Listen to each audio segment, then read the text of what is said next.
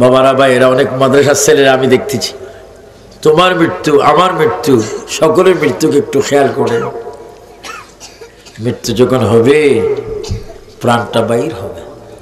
নবীজি শুয়ে আছেন, আজরাইল ইসলাম আসলেন, দরজায় আওয়াজ দিলেন, ভিতর থেকে মা ফাতেমা প্রশ্ন করলেন, কে? বাহিরে? জি। আজরাইল ইসলাম বলেন, আমি যদি এখন সত্য কথা না বলি নবীর কন্যা তো বেজার হবে।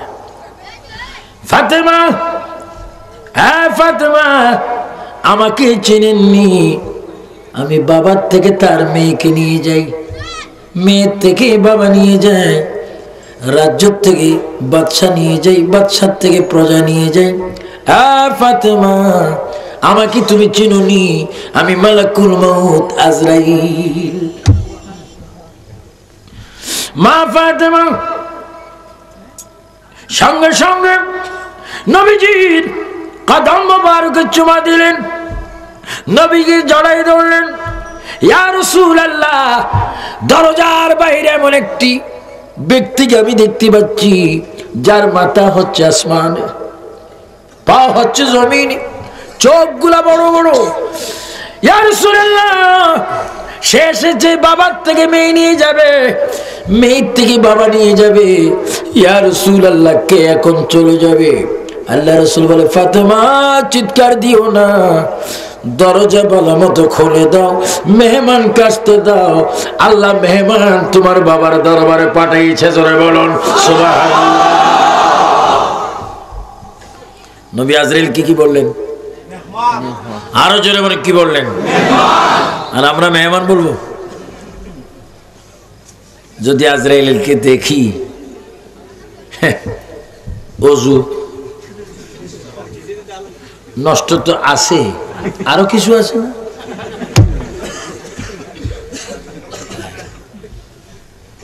আবার অনেক আল্লাহর বান্দা আছে শাহজালাল বাবার মতো, তারা আজরাইলকে ভয় করে না। বগদাদ শরীফে একটা বিয়ের অনুষ্ঠান। কিসের অনুষ্ঠান? এই বিয়ে অনেক ওলি আল্লাহর আসছেন, বিশেষ করে সেখানে বিয়ে পড়াইছেন বড় পীর গৌসে পাক মাহবুব সুবহানী। উচ্চ স্বরে বড় আব্দুল কাদের, আর একটু জোরে বড় আব্দুল কাদের। ওনাকে আমরা চাই কি চাই না? উনি কি ভালো না খারাপ? কেমন ভালো? ওনার জীবনী পড়লো তুমিও ভালো।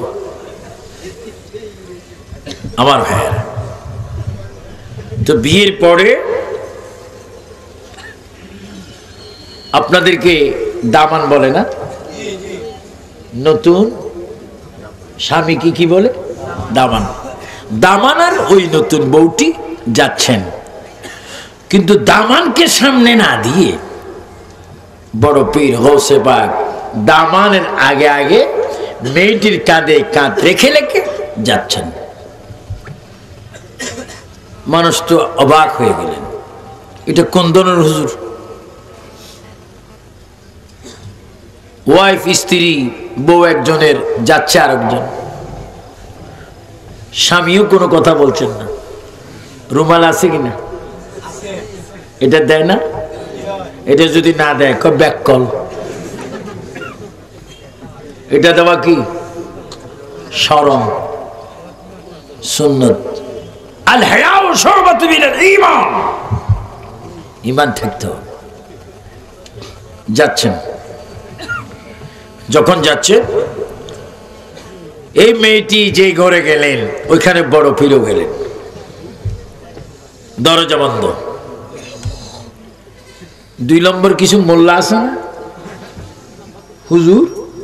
হ্যাঁ, বড় পীর ধরা পড়ছে, সমালোচনা শুরু হয়ে গেছে। আজকে মারবো, কারবো, ধরবো। 3 ঘন্টা পর দরজা খোলা হলো।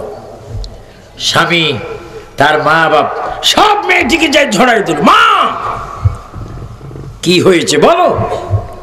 মাগো এই ঘরে কি হয়েছে আমি মোটেও জানি না, তবে একটা জানি, এই মানুষটি যতক্ষণ আমার সামনে ছিল আমি দেখেছি কুদরতি একটা নামাজের মুসল্লা সৈন্যের উপরে, আর এই মানুষটি এখানে জাজবা আরতি জিকির করছিল আর লাঠি দিয়ে কাকে যেন দৌড়াচ্ছিল, এতটুকু আমি দেখেছি, আর কি হয়েছে জানি না। এবার সবাই আসলেন, হুজুর এ কি হলো? হযরত বড় পীর বলেন, শোনো, এই মেয়েটির বিবাহ যদি আমি না পড়াইতাম তাহলে আমি এত কষ্ট করতাম না। এই মেয়েটির রোজ আজলের মধ্যে ছিল, স্বামীর ঘরে আসা মাত্র তার মৃত্যু। স্বামীর হক আদায় করার পূর্বে, স্বামী তার স্ত্রীর হক আদায় করার পূর্বে রোজ আজলে মহিলাটির, এই মেয়েটির মৃত্যু নির্দিষ্ট ছিল। আমি বিয়ে কেন পড়াইলাম? আমি দেখতেছিলাম মালাকুল মউত আসতেছে তার পিছনে পিছনে, এই জন্য তার কাছে বসি আল্লাহ থেকে দাবি আদায় করে আজরাইলকে দৌড়াই দিয়ে আমি মেয়েটার হায়াত বাড়াই দিলাম। আল্লাহু আকবার বলেন। ওরা শিরিক বলবে, বলে বাপরে বাপ, এত বড় শিরিক তো আজ হয়নি। এরপরটা ওলি আল্লাহর কেরামত পড়, ওলি আল্লাহর কেরামত পড়ো। পুলিশকে ভয় পাও, পুলিশও তো মানুষ। ড্রেস পোশাক যখন এসে যায়, এখানে একটা বেজ যখন লেগে যায়, পুলিশ বেজ রেড আর্মি, অথচ সব বাঙালি মানুষ পোশাকের কারণে, বেজের কারণে মানুষের যে রকম পরিবর্তন হয়ে যায়। যারা কোরআন হাদিস ইজমা কিয়াস দিয়ে অন্তরকে মদিনা বানায়, তারা ওলি আল্লাহ হয়ে যায়। চিৎকার দিয়ে বলেন সুবহানাল্লাহ। তাকবীর, আল্লাহু আকবার, রিসালাত ইয়া রাসূলুল্লাহ, ওলি আল্লাহ শত্রুরা, ওলি আল্লাহ শত্রুরা। আমরা এগুলো বলে আল্লাহ আপনি এমনি হুঁশিয়ার হয়ে গেছে, শেষ হওয়ার পথে। শাহজালাল ওলি, এটাকে মানবেন, নিয়ত করবেন, প্রতি সপ্তাহে একবার হলো তার জিয়ারত নিয়ত করে যাবেন। কোন নিয়ত করে যাওয়া হারাম, শিরক, নাউজুবিল্লাহ। তিনটা মসজিদে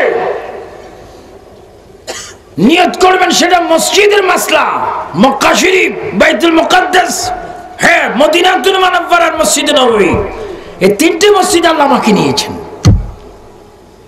কিন্তু মাজারের কথা না, যত ভালো কাজে যাবেন নিয়ত করে যাবেন, ফায়দা পাবেন। আপনারা যখন মার্কেটে যান নিয়ত আসে কিনা? কোথায় যাবেন? মার্কেটে। তো শাহজালালের দরবারে যাচ্ছি জিয়ারত করব, নিয়ত করলে খোদার গজব আসবে কেন? নিয়ত করে যাবেন, নিয়ত করে যাও, উত্তম আফজল শ্রেষ্ঠ আলা ইবাদত। আমি কথা বলছি, ক্যাসেট হচ্ছে, কোন মায়ের সন্তান নীল আকাশের নিচে আমার এই কথা যদি রদ করতে পারো, চ্যালেঞ্জ দিলাম তোমাকে 25 লক্ষ টাকা।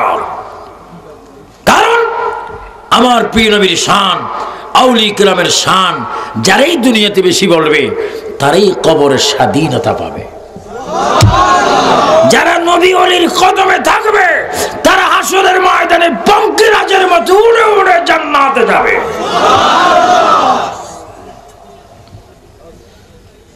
গোলামান রাখবেন। রাসূল বললেন, ফাতেমা দরজা খুলে দাও, মেহমানকে আসতে দাও। মেহমান আসলো, রাসূল শুয়ে আছেন, চেহারা মুবারক কত সুন্দর, যার চেহারা আজকের রাত্রেও যদি কেউ স্বপ্নে দেখেন 60টি জাহান্নামের আগুন হারাম। আল্লাহর প্রিয় নবী মালাকুল মউত আজরাইল বলে, ইয়া রাসূলুল্লাহ, আল্লাহ তাআলা আপনাকে সালাম দিয়েছেন, আমিও আপনাকে সালাম দিচ্ছি, আপনার কদমে চুমা খাচ্ছি।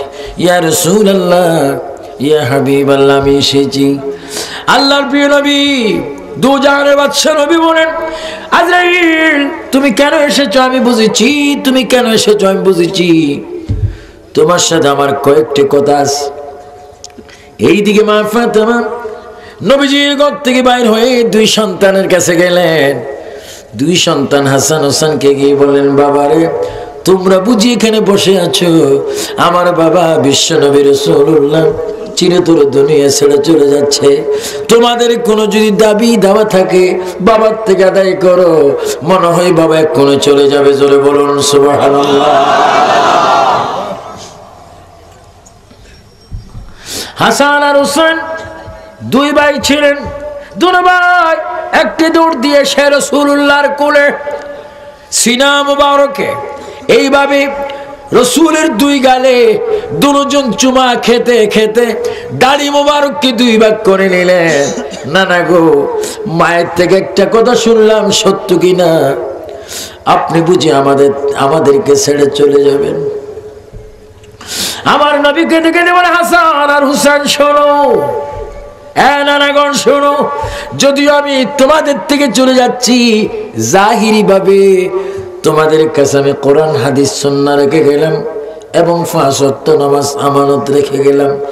নানারা শোনো, তোমার নানার চোখের দিকে তাকাও, আমি তোমাদেরকে ওয়াদা দিলাম এই যে 5 ওয়াক্ত নামাজ তোমরা পড়বে, যতবার 5 ওয়াক্ত নামাজ আসসালামু আলাইকা আইয়ুহান নবী বলে আমাকে তোমরা ডাক দিবে, ততবার আমি তোমাদের সামনে হাজির থাকব। আল্লাহু আকবার বলেন, আল্লাহু আকবার। আমরা আজকের দিনও নবী চাই কি চাই না? এই রাত্রের শেষ ভাগে 1 ওয়াক্ত নামাজ আছে, যেই নামাজের নাম কি? ফজর। ফজর আর তাহাজ্জুদের নাম নিচ্ছেন, ফজরে পড়েন না, তাহাজ্জুদ পড়েন।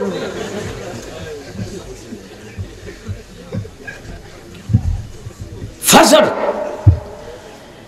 আমি বলবো আমার ছাত্র যারা, ছেলে বয়সী যারা, তোমাদের হাত ধরে বলবো আজকের থেকে মদের নেশা বাদ দিয়ে দাও, সিগারেটের নেশা বাদ দিয়ে দাও, আজকের থেকে ঘুমাইতে একটু ওযু করে ঘুমাই যাও, পবিত্র হয়ে ঘুমাই যাও।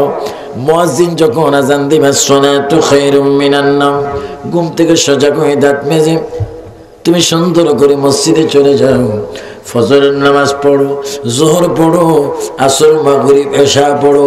খোদা কি কসম, তুমি 60 70 80 90 বছর যদি এইভাবে নামাজ পড়তে পারো, আল্লাহর কসম দিয়ে গ্যারান্টি দিয়ে গেলাম, কবরে যাওয়া মাত্র তুমি রাসূলের দিদার পাবে। আমিন বলুন, আমিন। নামাজ চাই কিনা? হাত তুলে বলো নামাজ চাই কিনা? যুবকরা বেশি হাত তুলে বলো নামাজ চাই কিনা? নামাজ পড়ার জন্য হুকুম কার? নামাজ পড়বেন। শুধু বক্তা দাওয়াত দিলেন, পকেট ভরে হাদিয়া দিলেন, এই কানে দিয়ে ওয়াজ শুনলেন আর সেই কানে দিয়ে বাইরে হলো, আমল করলেন না। এই ওয়াজের কোনো দাম নাই, দাম হবে তখন যদি আমলে পরিণত হয়। হুসাইন বলে, না না আপনি যান, একটা কথা আমার থেকে শুনে যান। না না, আমার আম্মাকে রেখে আপনি কিভাবে যাবেন? আমার বাবাকে রেখে আপনি কিভাবে দুনিয়ার থেকে যাবেন? আমার মায়ের খবর তো আপনি ভালো মতো জানেন। না না গো, আমার এই মা অনেক দিন আমাদেরকে খানা দিবি দিবি করে চুলার মধ্যে খালি ডেকসি পাতলি বসাই রাখে। না না, 3 দিন 4 দিন 5 দিন 6 দিন পর্যন্ত আমরা না খেয়ে উপবাস থেকে পেটের মধ্যে পাথর বেঁধে আমরা এই মদিনার শরীফের মধ্যে থাকি। না না, আমার মা ফাতেমা আমাদেরকে খাবার কিছু দিতে পারে না, কারণ আব্বা জানাতে পারে না। না না গো, 6 দিন 7 দিন পেটের মধ্যে পাথর বাঁধি আর ক্ষুধার্ত অবস্থা আপনার চেহারার দিকে যখন তাকায়, 6 দিনের ক্ষুধার কথা আমরা ভুলিয়ে যাই। না না, ও না না, আপনি চলে যাবেন, আপনাকে হাসরের ময়দান আমরা পাবো কোথায়? আমার রাসূল হাসরের ময়দানের খবর থেকে উঠার পরে তিনি ঠিকানা দিচ্ছেন, হাসান হোসেন শোনো, আমি রাসূলকে তোমরা কবর থেকে উঠা মাত্র তোমরা তো দুনো ভাই আমার সাথে থাকবে। সুবহানাল্লাহ। এ হাসান এ হোসেন, আমি রাউজার থেকে যখন কবর থেকে বাইর হব, তুমি আর তোমার বড় ভাই হাসান আর হোসেন আমার সাথে থাকবে। আমার ডান হাতে থাকবে আবু বকর আর ওমর, আমার বাম হাতে থাকবে উসমান গনি আর আলী।